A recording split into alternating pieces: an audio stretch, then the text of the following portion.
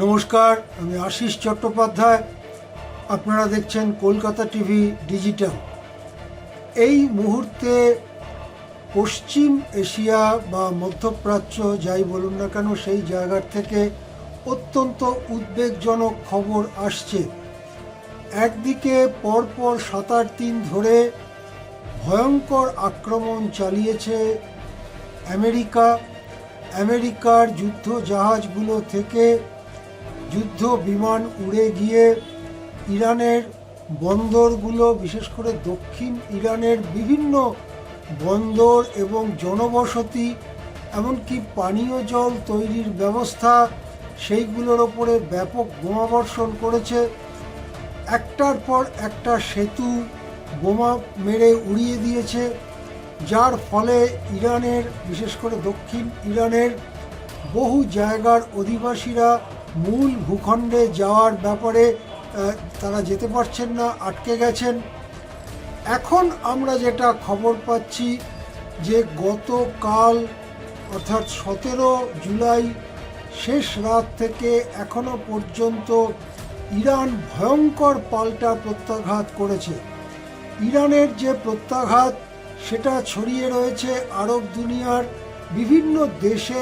মার্কিন যে সমস্ত ঘাঁটিগুলো রয়েছে তার ওপরে তারা আঘাত করেছে, ওমানের ওপরে তারা আঘাত করেছে, কাতারের ওপরে, কুয়েতের ওপরে, এবং এই ধরনের বিভিন্ন দেশে তারা মিসাইল, ড্রোন আঘাত করেছে। ইতিমধ্যেই আইআরজিসি অর্থাৎ ইরানিয়ান রেভলিউশনারি গার্ড কোর অর্থাৎ ইরানের সশস্ত্র বাহিনী, তারা দাবি করেছে যে তাদের হামলায় বড়সড় ক্ষতি হয়েছে মার্কিন সেনা ফেসিলিটিগুলোতে। তারা এটা বলছে যে তাদের এই হামলায় ইতিমধ্যেই, এই গত 2-1 দিনের হামলায় ইতিমধ্যেই অনেক মার্কিন সেনা গুরুতর আহত হয়েছেন, হয়তো কেউ কেউ মারাও গেছেন।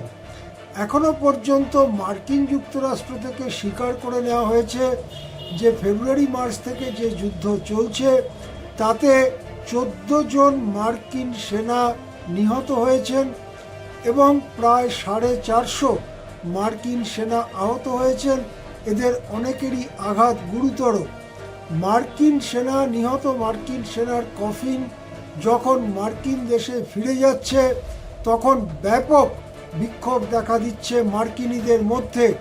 কিন্তু ট্রাম্প কারো কথা শুনতে রাজি নন এবং ট্রাম্প এবারে আবার একতরফা আক্রমণ শুরু করেছেন ইরানের ওপরে। এবং এই আক্রমণের মধ্যে দিয়ে এটা স্পষ্ট যে গত মাসে যে মেমোরান্ডাম অফ আন্ডারস্ট্যান্ডিং বা একটা শান্তি চুক্তির পথে প্রথম পদক্ষেপ করা হয়েছিল সেটা এখন বাজে কাগজের ঝুড়িতে ফেলে দেওয়া হয়েছে এবং এখন দুপক্ষই পরস্পরের বিরুদ্ধে সবথেকে ভয়ঙ্কর অস্ত্রগুলো ছুঁড়তে শুরু করেছে। এবং সেই যুদ্ধের ফলে ইরান যেমন ক্ষতিগ্রস্ত হচ্ছে, নানান স্বাধীন সোর্স থেকে আমরা এটা জানতে পারছি যে আমেরিকারও বড়সড় ক্ষতি হচ্ছে। এর ফলে ওই অঞ্চল, হরমুজ স্ট্রেইট অফ হরমুজ বা হরমুজ প্রণালী এবং তার চারপাশের যে সমুদ্র, সেই সমুদ্রে আমেরিকা আগের মতোই অবরোধ তৈরি করেছে এবং হরমুজ দিয়ে কোনো জাহাজের চলাচলের ওপরে ইরান সম্পূর্ণ নিয়ন্ত্রণ স্থাপন করেছে। এর ফলে আরব দুনিয়ার থেকে যেসব জিনিস বাইরের দুনিয়ায় আসে বা বাইরের দুনিয়ার থেকে যেসব জিনিস আরব দুনিয়ায় যায় তার চলাচল প্রায় বন্ধ হয়ে গিয়েছে। এর ফলে আন্তর্জাতিক অর্থনীতিতে গুরুতর প্রভাব পড়তে চলেছে। মনে করা হচ্ছে যে ক্রুড পেট্রোলিয়াম বা কাঁচা পেট্রোলিয়ামের দাম ব্যাপকভাবে বাড়তে চলেছে এবং তার হাত ধরে অন্য সমস্ত পণ্য, তার দাম ব্যাপকভাবে বাড়তে চলেছে।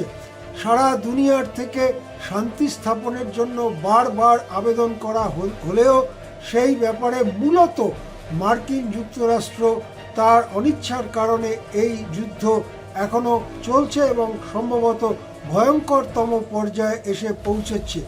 আমাদের কাছে এমন ভিডিও রয়েছে, ভয়ানক ভিডিও, যেখানে আমরা দেখতে পাচ্ছি যে একটার পর একটা মিসাইল, কোনোটা ইরানের মধ্যে, কোনোটা ইরানের পাঠানো মিসাইল পার্শ্ববর্তী দেশের মার্কিন যে মিলিটারি ফ্যাসিলিটি তার উপরে আছড়ে পড়ছে।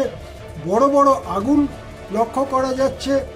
এমনকি ইরানের পক্ষ থেকে দাবি করা হয়েছে যে একটি কৃত্রিম বুদ্ধিমত্তা কেন্দ্র, আমেরিকার কৃত্রিম বুদ্ধিমত্তা কেন্দ্র বা আর্টিফিশিয়াল ইন্টেলিজেন্স সেন্টার, যেটা তাদের আমেরিকার যুদ্ধ প্রচেষ্টায় নানা রকম তথ্য সরবরাহ করে সহায়তা করছিল, সেটাকে গুড়িয়ে দেওয়া হয়েছে। এছাড়াও আমেরিকার একটি জলযান বা ছোট জাহাজ, যাতে নাবিক থাকে না, সেটা নাবিক ছাড়াই চলাচল করতে পারে, যেখান থেকে ড্রোন ওড়ানো হয়, সেই রকম একটি জলযান ধ্বংস করে দেওয়া হয়েছে। সব মিলিয়ে আমেরিকার ক্ষয়ক্ষতিও কিন্তু প্রচুর। এই পরিস্থিতিতে যদি ডোনাল্ড ট্রাম্প এই লড়াই চালিয়ে যেতে চান, তাহলে কিন্তু অনেক বড় মূল্য আমেরিকাকে দিতে হবে। ইতিমধ্যেই বিশ্বের বড় বড় শক্তিধর দেশগুলো এই যুদ্ধের দিকে তীক্ষ্ণ নজর রাখছে রাশিয়া, নজর রাখছে চীন এবং নজর রাখছে আরও অনেকগুলো দেশ, যারা আমেরিকাকে মূলত এই যুদ্ধের জন্য দায়ী করছে। তারা এখনও সরাসরি যুদ্ধে যুক্ত হয়নি, এটা ঠিক। এখনও ইরান একাই মার্কিন যুক্তরাষ্ট্রকে সামলে দিয়েছে, কিন্তু শেষ পর্যন্ত এই যুদ্ধ যদি আরও বিস্তৃত হয়ে পড়ে, সেটা কিন্তু দুনিয়ার পক্ষে অত্যন্ত উদ্বেগের, অত্যন্ত দুশ্চিন্তার কারণ হয়ে দাঁড়াতে পারে। আজ এ পর্যন্তই। দেখতে থাকুন কলকাতা টিভি ডিজিটাল।